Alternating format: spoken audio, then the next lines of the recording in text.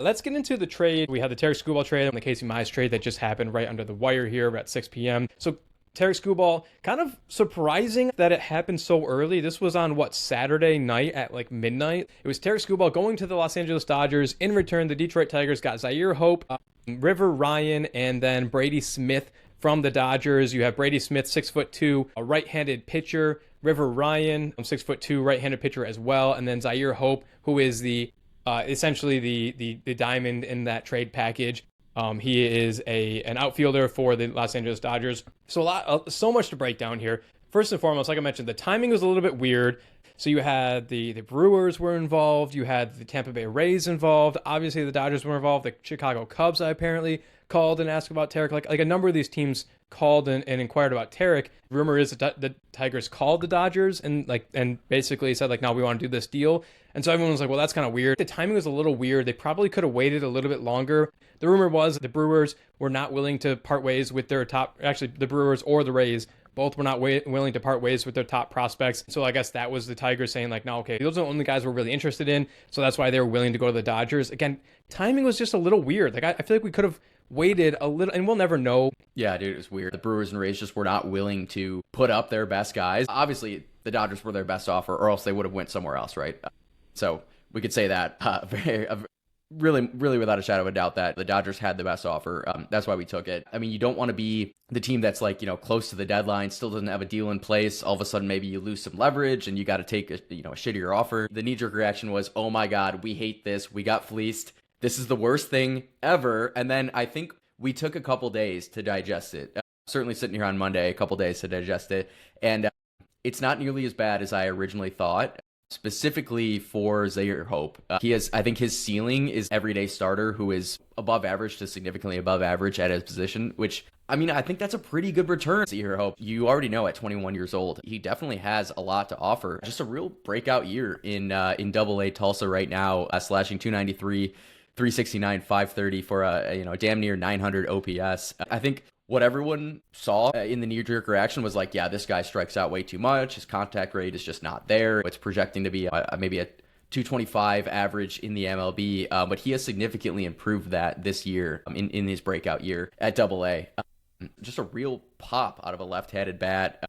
Also, a plus arm. You can throw him in right or left field. And he's got speed. He's got speed on the base paths and in the outfield. The Dodgers, their farm system is so deep. They had 3 better outfield prospects that were technically above Zyhir Hope. So yeah, we didn't get any of those guys. I think they were probably untouchables to the Dodgers, and we still took a guy who rankings is a top 25 prospect in the league. So I definitely don't hate the return for him. I think we got market return for what will be a 2-month rental for the Dodgers and Tarik Skubal. That's exactly it. You see the best pitcher in the world, couple that with some of the reports out there. While the return he could get, number one prospect in baseball, it could be going back, and on the surface, it makes sense for the best pitcher in the world.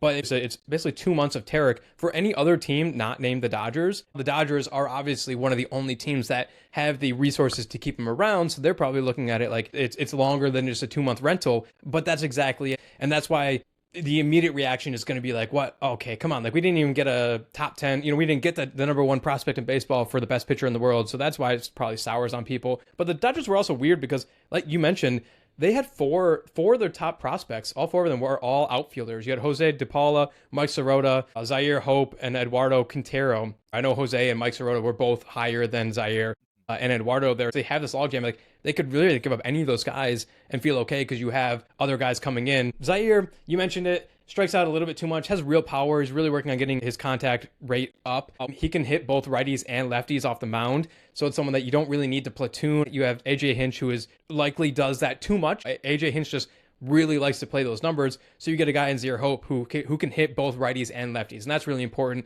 You mentioned his defensive ability. I believe he was in center field with the Dodgers organization. Obviously, we already have our center fields of the future, Max Clark. I hope we can have time to get to him at some point in this episode, but it does make sense based on his speed, his ability. Zyhir Hope is probably best off moving to one of the corner positions in the outfield anyways. So you're looking at maybe, 2028, an outfield of Riley Green, Max Clark, and Zyhir Hope. He was the 24th ranked prospect in all of MLB. Immediately, he comes in and he's the Tigers' number one prospect. Max Clark technically still is, but obviously Max Clark made his debut. He looked great. I don't see him spending much more time down in the minors unless he really struggles or has an injury or something. So Zyhir Hope immediately becomes your best prospect. And so to get a guy in Zyhir Hope that is like a top 25 prospect, somebody that like has a few things he needs to work on, but is still super young, 21 at AA is still young. I think, like you, I was a little underwhelmed with him being the headliner just because, like we said, they had at least three other outfielders that like were technically ranked higher, and like, well, we couldn't have gotten one of those guys. But again, it's a 2-month thing, and not many people are going to give up a whole bunch for a 2-month rental. So to have Zyhir be the headliner, I'm happy with the headline return there. All for a 21-year-old too. You mentioned 2028, likely he'll be in the bigs. Like, it's not inconceivable to think that he might potentially be there sometime at the end of next season. Obviously, same age as McGonigal and Max Clark, right? Just three guys in their prime, three top prospects in baseball, all being together. I definitely like the sounds of that. Let's jump to the pitchers because I think that kind of got people up in arms. The other guy in the trade, River Ryan, definitely got people up in arms too. Yeah, the guy who's 27 years old. I think he's turning 28 next week, maybe this week. I hear his birthday's like coming up, and it's the memes on Twitter. He got absolutely flamed for being so old, not really ever pitching in the MLB. I think he has a handful of starts in between multiple injuries. If he booms like this turns into just a huge trade in the Tigers' favor, I would say. It's just that you just don't know with a guy who's just injury prone. He's very much rounding into his prime right now. But yeah, a 28-year-old who still is technically in the minor leagues, it's a bit of a head scratcher for me. Minor leagues have him at 68th best prospect. So you look at that on paper, like, oh, that's pretty good. And then you just dig in a little bit deeper. Coming off Tommy John surgery, he's coming off I think a hamstring issue as well. His ceiling is high. Every pitch that he throws is plus stuff. It's just that he is chronically injured, so you just don't really know what you're going to get out of him. Absolutely boom or bust. But if it works out, I would say his ceiling, he is a guy who's going to be in your rotation. So it could work out. I'm just sitting here like kind of scratching my head like, A, how is this guy still in the minors? And B, it seems like it's not going to work out, but it could. So River Ryan, similar to Zyhir Hope, in that like there was other guys that we thought would be available, like technically higher ranked guys that we thought, or a better numbered guys that we thought would be available. For Zyhir, we mentioned the other guys, the Mike Sirota. River Ryan's the same way because the Dodgers have a good amount of young pitching, specifically Emmett Sheehan. He's like 24, so he's a little bit younger. Had a really good year last year, so everyone was like, okay, Emmett is probably the young pitcher we want.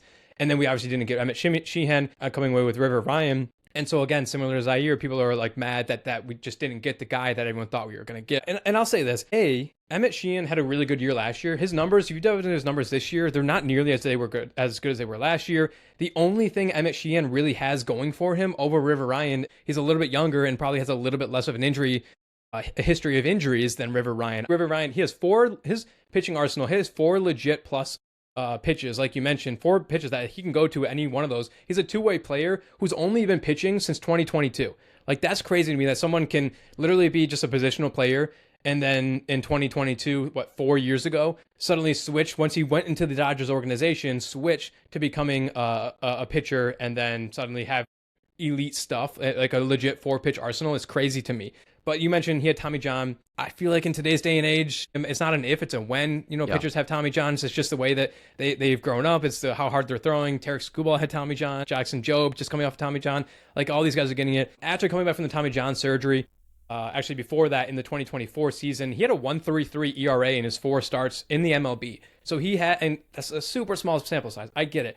But like four starts in the MLB with a 1.33 ERA is really good. And then obviously he got hampered by the hammy injury. Really, before he went down with those injuries, as MLBprospect.com says, he had the most electric stuff in all of the Dodgers pitching prospect pool. And so I think it's really, really intriguing. He has the stuff of a front end starter. I personally think a legit number 2, 3, maybe number 2 starter in a rotation. It's just we got to get there now because he's 27 years old. Like you mentioned, he's going to report to AAA. Technically, he's going on to the minor league IL. I think as soon as he is fully healthy, he might make a start or 2 at AAA just for his rehab assignment. But then I fully expect River to be joining the big league. I get like the sticker shock. I get the age. I get the injury.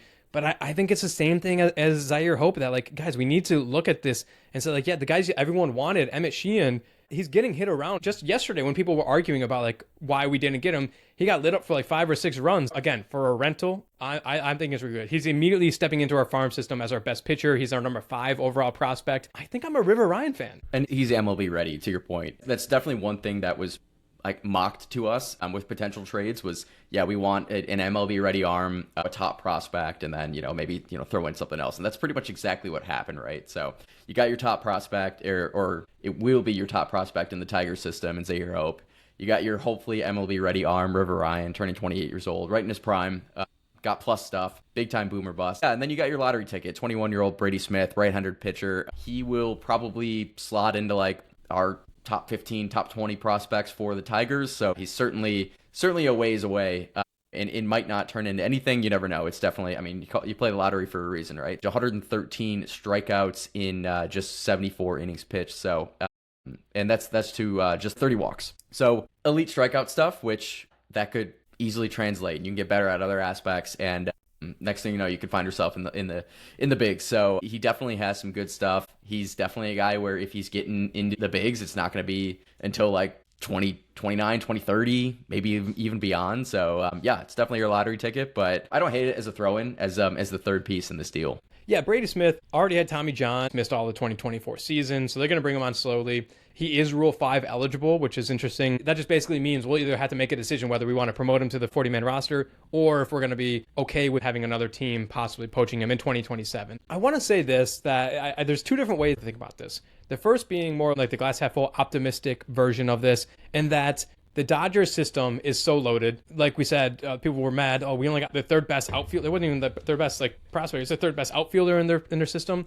There's a lot of different scouts out there that say like Zyhir Hope, while he was like their 4th or 5th best prospect in the Dodgers system, he would have been number 1 for this organization, or he would have been the number 1 prospect for this organization. He just was.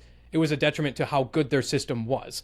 And so I think that's one thing you can look at it as a glass half full. Like, yeah, we didn't get the number 1 guy, but for a lot of other systems that aren't the cream of the crop, franchises, he would have been their number 1. So that's one way to look at it. The other way, and I go back and forth on this, I also firmly believe, similar to college football, like you might have, a low-end 4-star recruit, a running back, quarterback, whatever. The moment he signs with a big school, specifically with Michigan, this is known to happen, specifically to Michigan, to Texas, Alabama, Georgia. When the moment they sign there, they see their ratings get boosted. They didn't do anything differently. All they did was sign with a big time name, and they get ratings boosted. It helps the publications, it helps the franchises, it helps the player. We see that bump. I'm a firm believer that happens with the Dodgers as well. The moment the Dodgers go out and they draft a guy or they trade for a prospect, right or wrong or indifferent, those guys almost always will receive a bump because they might be like, oh, well, if the Dodgers saw something in them, like there's something there.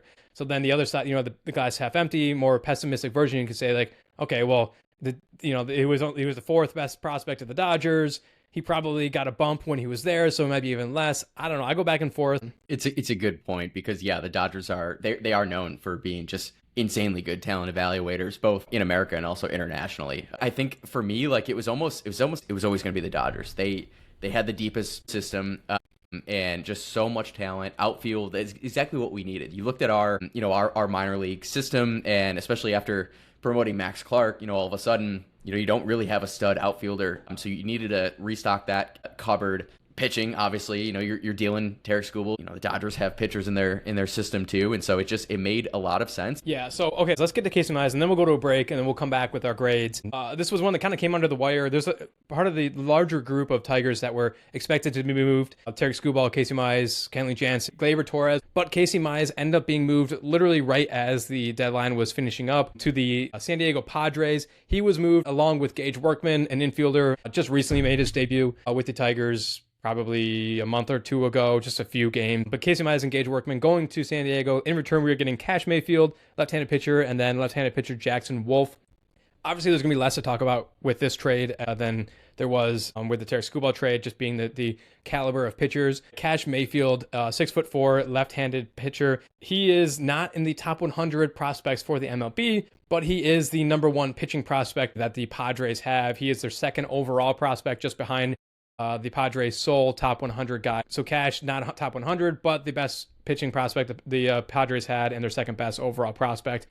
Kash Mayfield, just everything I'm seeing in the short amount of time we've had, is projected to has basically a floor about as like a third pitcher in a rotation. I'm okay with this. Again, we need to do more information on it. I guess at first I'm a little underwhelmed just because Casey has like a 2.9 ERA or something. He has a very low whip, like a 9.5 whip, I think. So I thought maybe we can get a little bit more. But I think the injury concern with Casey is for real. I wanted us to move because I don't think he was going to sign here, but also like his injuries, I mentioned a few weeks ago in a different episode, I'm very concerned with his injuries. I think his hammies are always an issue. He always has back tightness. Like I'm really concerned with his injuries. And I think the MLB also has that same concern. That's why there wasn't a whole bunch of offers lining up for Casey. I'm sure we were waiting until the last minute to try and get the best offer and nothing really came in. So to get a guy who's projected to be like your third starter in a rotation, I think that's probably maybe accurate. I think maybe we need to temper our expectations a little bit. I think that's probably the best we were going to get. It's probably exactly market. Keep in mind, too, for Casey Mize, like he is not under team control next year either, just like Tarik Skubal. So this is very much still a rental for Casey Mize to the San Diego Padres. I do think that Kash Mayfield is probably like a fringe top 100 prospect. I do see like some publications had him in like the 80s and the 90s. We pretty much are going off of MLB's top 100, which he's not on. But yeah, he's got to be fringe. The first round draft pick in 2024, 25th overall for the Padres. Fastball sits low 90s, it touches 97, 3.54 ERA, and 53 innings pitched this year, 62 strikeouts. So yeah, I think it's intriguing for me. We talked about it last week that Casey Mize is just, he's probably not the guy for us long term. You just mentioned his injury concerns. It just seemed like it's never a guy who we were gonna re-sign. And so yeah, you try to get some value from him, just like you're trying to get value from Tarik Skubal. Obviously, two different pitchers, but the return, that's got to be pretty much a market return for a guy like Casey Mize, who's a number 2, number 3 starter. Good stuff, but is injury prone. I don't hate it at all. And guy's name is Kash. Like that's kind of a sick ass name. So yeah, I'm in for that. I would assume he's going to land in our top 10 prospects. According to Twitter, just sitting here and reading through different feeds and different San Diego Padres publications and stuff like that, a lot of their fans and writers are mad that they moved off of Kash. So a lot of people are saying they think it was an overpay from the Padres side. They're not really happy with it. Apparently, a lot of them were saying they were wishing they were going to ship out Cruz instead of Kash. There's a few different publications that put actual numbers to which each player is worth, how much they're making. They take everything in consideration. For what it's worth, they did say the Tigers slightly were underpaid for Tarik Skubal, and then they said for the Casey Mize trade that it was right on par. It was pretty much even. But okay, let's grade the Tarik trade and then the trade deadline as a whole. What would you grade the Tarik trade and then the overall deadline as a whole? Yeah, I would say for me, I'm gonna go solid B on the Tarik Skubal trade. If you would have asked me Sunday morning, as my head was just pounding from a few too many beverages, I probably would have said D plus, but yeah, a couple more days to really soak it in. I'm so much higher on Zyhir Hope than I was yesterday morning. It's a solid B. I mean, I was flirting between a B and a B minus. I think you get market return, even though Tarik is generational and we would have loved more. Obviously, we would have loved more, but we got what we got. I think it's slightly above average. It's totally fine. And I think it was the right move for the franchise. I'm exactly there with you. I was doing the same thing, going back and forth between B minus and B. Because, I mean, like I said, I also immediately, the first instinct is to be like, okay, well, they had a better young pitcher and Emmett Sheehan we didn't get. They had better outfield prospects that we didn't get. Like, what the hell? Why don't we get those guys? But like we talked about this whole episode, I've really come around to it. You have to be realistic in how much a rental would be, worth. So I'm right there with you with the B on the Tarik Skubal trade. My overall thoughts on the deadline, now that it has come and gone. Overall, like I said earlier, I didn't think anyone's coming after Kenley Jansen, even though his ERA is like not that bad. I don't think anyone's calling out Jack Flaherty. The only guy I wanted to see moved on top of it, and actually in last week's episode, I said I didn't want him moved, but since coming around to it and seeing the market and everything and who's out there is Gleyber. I wanted Gleyber to be moved for a few different reasons. A, like I said, the market for right-handed bats is very thin. Gleyber could definitely fetch somebody out there. It's like I feel like we could have gotten an actual starter for Gleyber. So I'm kind of frustrated with that. And then also, I think Max Anderson in the minor leagues has been absolutely raking, and we need to at some point to figure out what he is. And so I think if you're bringing up Max Clark, now's the time. Like, let's get what we can for Glaber, bring up Max Anderson. So you got Hao-Yu Lee, who's kind of looking for a place right now. He's been playing so well. There's a logjam on the infield and at the major leagues. So, like, I wanted to see Glaber moved out, bring up Max Anderson, see what we have in all these young guys in the infield. So because they weren't able to move Glaber, I'm going to put the Tarik trade at a B and the overall trade deadline for the Tigers at a B-. I'm exactly with you. I'm going to say B for both, but could definitely see B-. As much as I love Gleyber Torres and I've loved his time here, and it was a phenomenal signing.